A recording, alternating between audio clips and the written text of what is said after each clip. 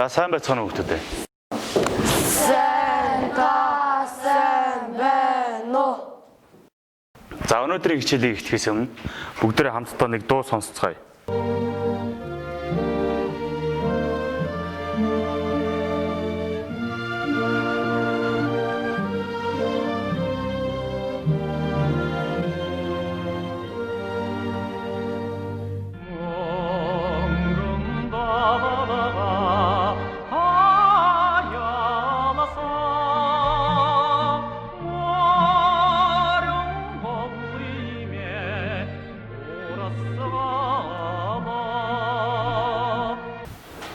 За энэ дуун дээр юуны талаар дуулагдж байна вэ? Буян хоол. За сайн байна. За тэгвэл бүгдээрээ буян хоолынхаа талаар ямар нэгэн мэддэг зүйл байна уу? За мэддэг зүйлээ бусдаагаа хуваалцъя. Буян хоолын хөрс их үржил шинтэй учраас тариус болон хүнсний ногоо ургадаг. Голын дагуу чийг их хөрсийг сэргэжүүлдэг орхоо шивж их байдаг учраас үржил шинтэй гэж бодож байна. Манай өвөө ихтэй буян хоолыг хөрсөн ташуу зоосон ч ургадаг гэжсэн. Тиймээс үржил шинтэй хөрсөх гэж би бодож байна. За та нар буян хоолын хөрс үр шинтэй гэж ярьлаа. Голын үр шинтэй хөрс бүрдэхэд юу нөлөөлсөн гэж та нар бодож байна вэ? Өмнө үндсэн хичээлтэйгээ холбож тайлбарлаарай. Уур амьсгал их чулуулаг организм цаг хугацаа нөлөөлдөг гэж өмнөх хичээл дээр үтсэн. Эдгээрээс хамаарат газар бүрийн хөрс өөр байдаг. Өндөр улаас их авдаг мөнх цаасан мөсний тижэл голлох ах гэж бодож байна. Өнөөдрийн хичээлийн сэдэв бол буян хоолын хөрсний шинж чанар, бүрэлдэхүүнийг тодорхойлох.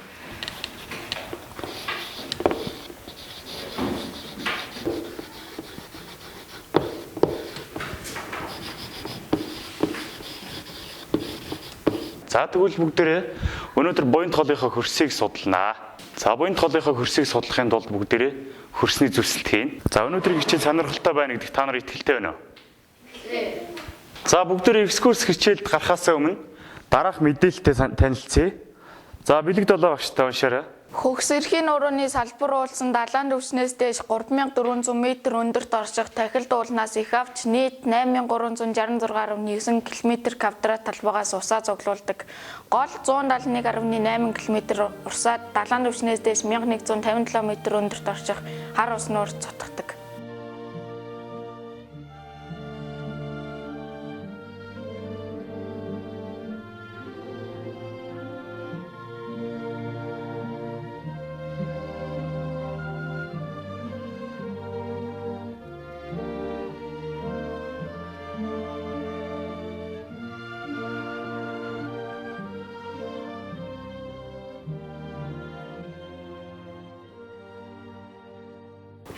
Голын унал гэж юу юм бол? За голын унал гэдэг нь бол за тухайн голын их авсан газар ба цотгож байгаа газрын өндрийн зөрүүг хэлнэ. За буян хоолын хувьд бол их авж байгаа газар нь бол 3400 м өндөр. За цотгож байгаа газар нь 1157 м өндөр байгаа тийм үү? За тэгвэл их авж байгаа газрыг нь H1, за цутгаж байгаа газрыг нь H2 гэж тэмдэглэнэ. Голын унал H тэнцүү, H1-ээс хасах нь H2.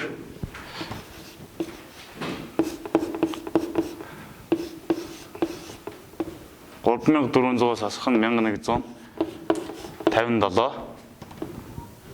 За тэнцүү 2243 м.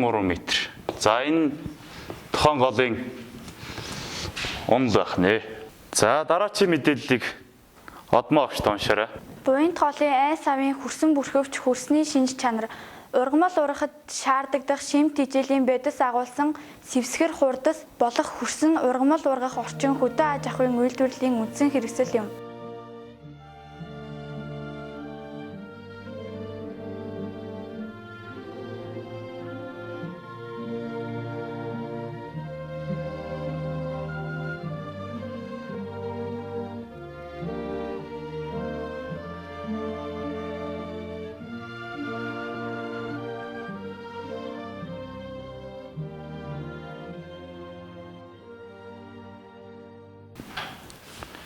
За саяны мэдээллээс ойлгомжгүй зүйл байна уу? Багшаа аливын хөрс гэж юу вэ? Голын урсгал усны үйл ажиллагааны үр дүнд үүссэн хагшаас хоригдлыг аливын хурц гин, аливын хурц дээр бүрдэж тогтсон хөрсийг аливын хөрс буюу голын хөндийн хөрс гэж нэрлэдэг. Багшаа pH 7.7 гэж юу юм бэ? Хөрсний pH-аас хөрсний олон химийн процессууд хамаарах бөгөөд ялангуяа pH нь ургамлын тэжээлийн хүртээмжид тэжээлийн бодисуудын хэлбэрийг тодорхойлох замаар нөлөөлдөг. Хөрсний pH-ийн тохиромжтой хэмжээ дийлэнх ургамлын хувьд 5.5-аас 7-гийн хооронд байдаг ч олон ургамлууд энэ хязгаараас гаднах pH-д амжилттай ургах чадвартай байдаг. За одоо бүгдээрээ хээрийн судалгаа хийх маршрутаа гаргацгаая. За энд манай сургууль байна. За бидний судалгаа хийх газар бол за баг гүүрээр гараад 4 замын уулзврын баруун талд байгаа. Багш та нарын ширээн дээр судалгаа хийх газрыг тэмдэглэсэн байгаа. Сургуулиас судалгаа хийх объект төр очих хүртэл хамгийн дэвт замыг бүгдээрээ зурган дээр тэмдэглээрэй.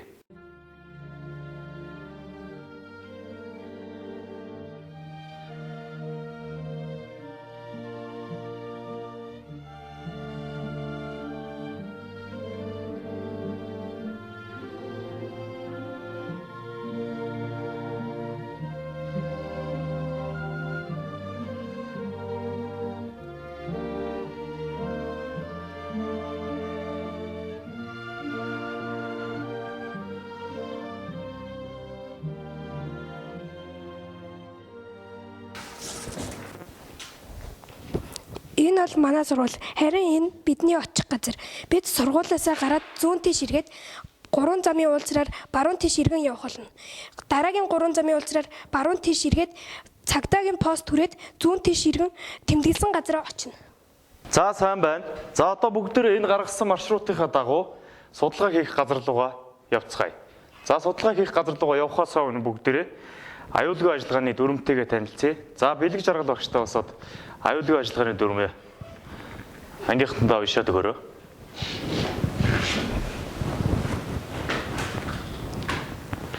Аюулгүй ажиллагааны дүрм 1.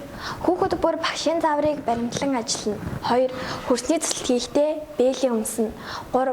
Хөрзээр хөрсний цэцэлт хийхдээ босоод сурагчид руу хөрс хийсгэн чулуу шидэх. Хөрзээр цохиж болохгүй. 4. Нүхэнд орж малтахдаа дээж авахдаа унаж гэмхээс болгоомжлох хэрэгтэй.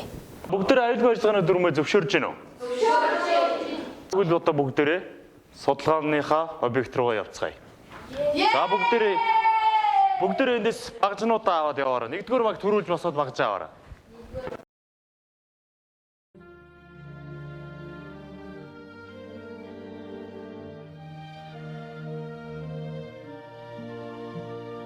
За нааш анхаарлаа хандуулаарай.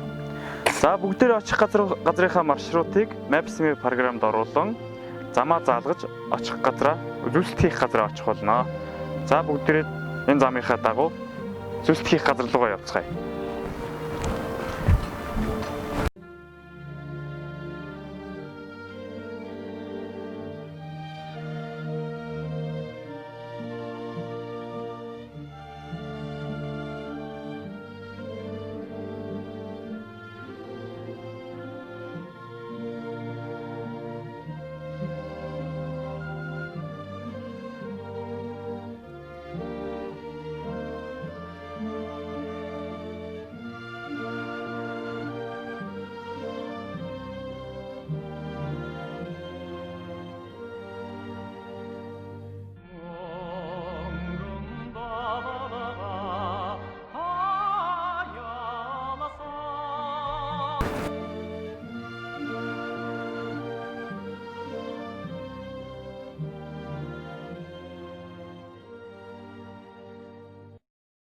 Зүсэлтээ эхэлцгээе. Төлөвлөгөөний хэмжилтээ хийе.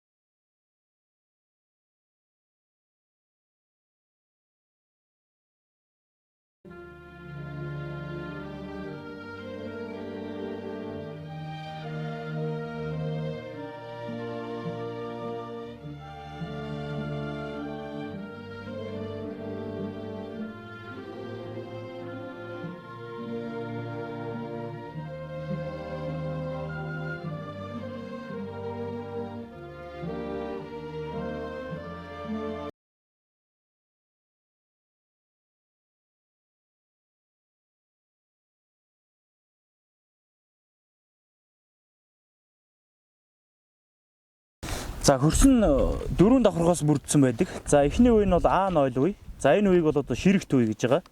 За дараачийн үе нь А үе. За А үе нь бол одоо ялзамгт үе гэж байгаа. За дараачийн үе нь Б үе. За Б үе нь бол одоо шилжилтийн үе гэж нэрлэдэг. За С үе гэж байгаа. С үе нь одоо бидний зүсэлтэн дээр бол одоо С үе хүртэл ухаад доош хатуу учраас ухаагүй байгаа. За тийм учраас одоо бүгдээрээ илэрсэн 3 үеийн хэмжээд ажлын хуудсан дээр тэмдэглэцгээе. За ширэг их байгаа хэсэг нь одоо хаана вэ нөө? 4 см. За 4 см. А0 нь 4 см. За одоо энэ А0 үеийнхээ төгсгөлөөс доош хэмжээд одоо ургамлын үндэс хамгийн бага болсон хэсэг хүртлэх хэмжээрэй. 12 см. За 12 см. За энэ нь А үе. За ажлын хуудсан дээр тэмдэглээрээ 12 см гээд. За одоо саяны энэ хэмжснээсээ А үеийнхээ төгсгөлөөсөө доошоо тэр суур хүртлэх хэмжиж. 47. За 47 см. Б үе нь 47 см.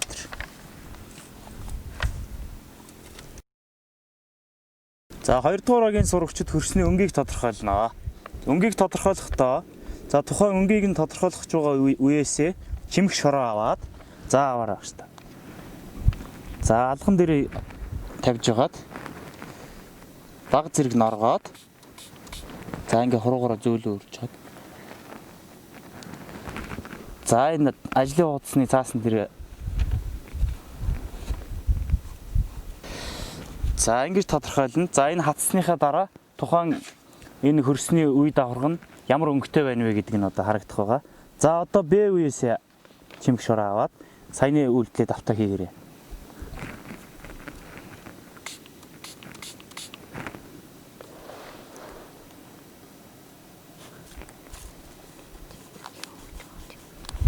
За одоо энэ хатахаараа тухайн үе нь ямар өнгөтэй байна вэ гэдэг нь мэдэгдэнэ гэсэн үг. За энэ бол хөрсний pH хэмждэг багж байгаа. За хөрсний pH нь 7 байх юм бол саармаг байдаг. 7-оос дээшээ бол хүчлэлэг, 7-оос доошоо бол шүлтдэг гэж бүгдээрээ анги дээр үздсэн байгаа тийм үү. За тэгвэл одоо бүгдээрээ өөрснийхөө хийсэн зүсэлтэн дээрээ хөрсний pH нь ямар байна вэ гэдгийг үе үе тус бүрдэн pH-ийг үзээд ажлын хуудсан дээрээ тэмдэглэцгээе. За одоо А үе дээрээ бариад дараад үзээрэй ингээд. За хэд гарч ийн вэ? 7.5. За А үеийн pH нь 7.5 байх нь тийм үү? За одоо Б үеийнхээ 8.2. За Б үеийн 8.2 байх нэ. Энэ бол хөрсний дээж авдаг багж байгаа. За тэгэхээр хөрш дээж авах гэж байгаа хан руугаа энийг түлхэж оруулаад түлхэж оруулсны дараа энэ дотор бол хөрсний дээж нь орно. За сүүлд нь хөрсөө гаргахдаа эндээс нь түлхэж гаргана шүү. За юу. За одоо бүгдээрээ А үеийн хөрсний дээжийг авцгаая.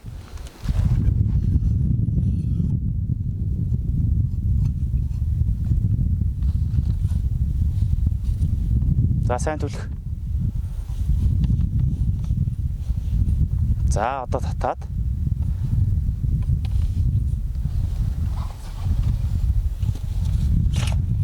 За.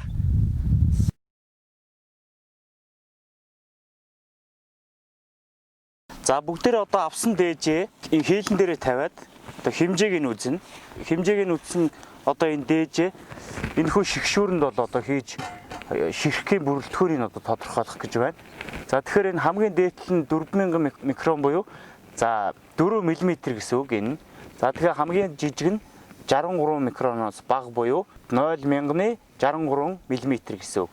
За тэгэхээр хамгийн бүхэл хэсэг нь дээрээ үлдээд тэрнээс арай жижиг нь энэ доороо үлдээд явсараа хамгийн доор нь хамгийн нарийн ширхттэй шороо тунж үлдэх нь. Бэлэг жаргал багштай энийг хийлэн дээрээ тавиад хэдэн грамм байна вэ гэдгийг үзээд хамгийн сүүлд нь бүрэлдэхүүн тус бүр нь ямар хувийг эзэлж байна вэ гэдгийг бүгдээрээ үүсгэх байгаа шүү. За 1 кг байна тийм үү?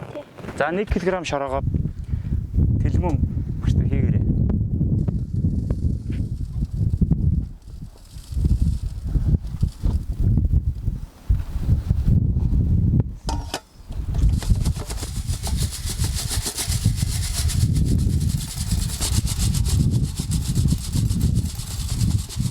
За энэ хамгийн дээд талын шигшүүрэн дээр үлдсэн байгаа шороо бол одоо 4 мм-ийн арай тустай энэ нүхээр гараагүй учраас тэрнээс том гэсэн үг. Тэгэхээр энэ одоо том хайр байна гэсэн үг.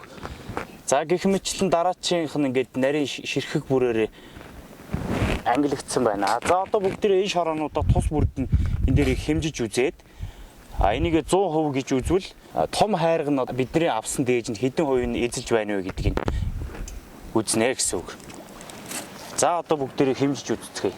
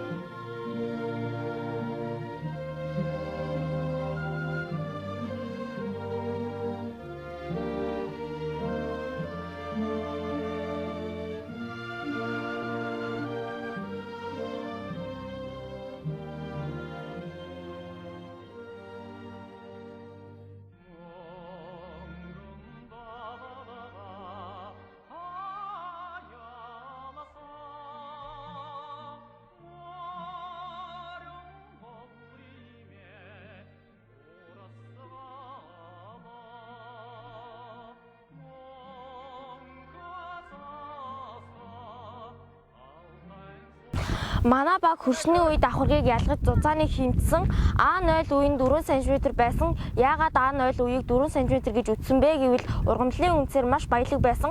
А үеийг 12 см гэж үтсэн Б болон А0 үе хоёрын хооронд өнгөний хувьд ялгаатай байсан учраас энэ үеийг А үе гэж үтсэн.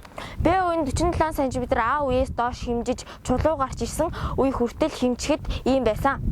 Бид нарын зүсэлт хийсэн газар нь 100 уртаргын 91 градус 37 минут 44 секунд, хойд өргөргийн 48 градус тэгтэг минут 51 секунд, далайн түвшнээс дээш 1384 метрийн өндөрт байсан бөгөөд үүнийг бид нар утасныхаа GPS дата аппликейшн ашиглан тодорхойлсон. Манай багийн хүүхдэд А болон Б үеэс нэг чимэг шороо аваад хурсаа гаргаж үзээд ажлын хуудас дээрээ түрхэж дараах өнгөдийг тодорхойлсон. А үеийн өнгө нь цайвар хөрөн өнгөтэй байсан бол Б үеийн өнгө нь А үеэ бодвол цайвар шаргал өнгөтэй байсан. Манай баг хөрсний үе давхар тус бүрийн pH-ийг тодорхойлон дараах дүгнэлтээ гаргалаа. Хөрсний pH нь 7 байвал сармаг, 7-оос их байвал хүчлэг, 7-оос бага бол шүлтлэг байдаг. Бидний тодорхойлсноор А үеийн 7.5 байгаа нь ургамал ургах таатай нөхцөл гэж үзэж байна. Харин Б үеийн 8.2 байгаа нь ургамал ургах боломжгүй гэж үзэж байна. Манай баг хөрсний механик бүрэлдэхүүнийг шигшүүр ашиглан тодорхойлсон бөгөөд тухайн хөрс нь жижиг чулуу 9 г, том хайрга 46 г, эс 153 г, эсэрхэг 326 г, шавар 19 г. Эдгээрээс үзэхэд эсэрхэг бүрэлдэхүүн давамгаалж байна. Буйд голын хөрс нь 4 үе давхаргаас тогтдог. А0 үеийн 4 см, А үеийн зузаан 12 см, Б үеийн зузаан 47 см байсан бөгөөд С үеийг гатлуулсан.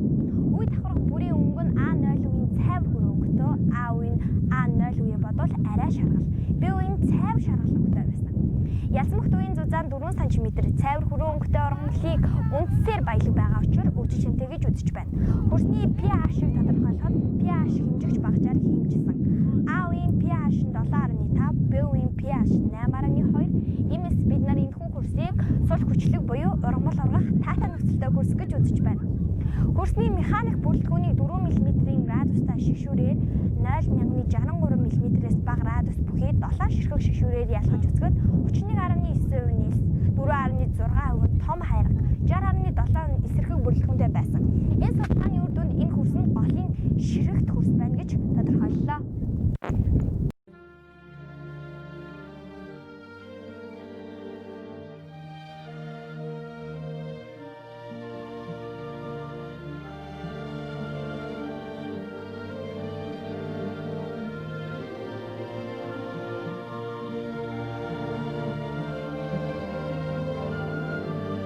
Бидний өнөөдрийн хөрсний зүсэлт хийх ажил маань амжилттай өндөрлөлөө.